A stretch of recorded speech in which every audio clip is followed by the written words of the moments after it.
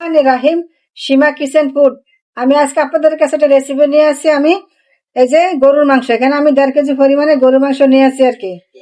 এই যে প্রথমে এখানে আমি 100 গ্রাম পরিমাণে পেঁয়াজ কুচি নিয়েছি আর কি। নিয়েছি 1 চামচ পরিমাণ আদা বাটা, 1 চামচ পরিমাণ রসুন বাটা, লইছি 3টা তেজপাতা, দিয়েছি আমি 3 পিস দারচিনি, 3 পিস এলাচ,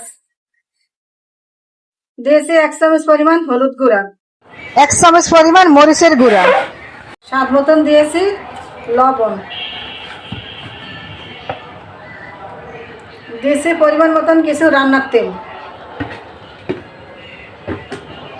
এখন আমি এটা মাখছি আর কি। এই যে মাখানো হয়ে গেছে, এখানে আমি কিছু পানি দিয়ে দিয়ে দেবো, হালকা পাতলা একটু পানি, বেশি পানি দেবো না।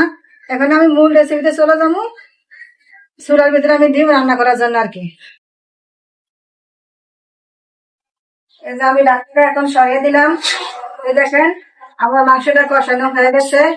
আর এখানে আমি আলুগুলো আমি অ্যাড করে দিলাম আর কি। এই যে আমার এটা কষানো হয়ে গেছে, তাই এখানে আমি কিছু পানি দিয়ে দিলাম আর কি। কিছু জিরার গুঁড়ি আমি দিয়ে দিচ্ছি, কারণ আমি রান্না করার সময় কিন্তু আমি তখন জিরা বাটার দিচ্ছি না, কারণ আমি জিরাটা দিব তো এখানে গুঁড়ি করে, তাই এখানে আমি জিরাটা দিয়ে দিচ্ছি আর কি। দেখেন কত সুন্দর একটা কালার আমার রান্না হয়ে গেছে। যদি আমার চ্যানেলটা যদি ভালো লেগে থাকে তাহলে আমার চ্যানেলটাকে লাইক কমেন্ট করুন। আমার মতন আপনারা এইভাবে রান্না করে আমাকে কমেন্ট করে জানান। নতুন হয়ে থাকে সাবস্ক্রাইব করুন। আল্লাহ হাফেজ।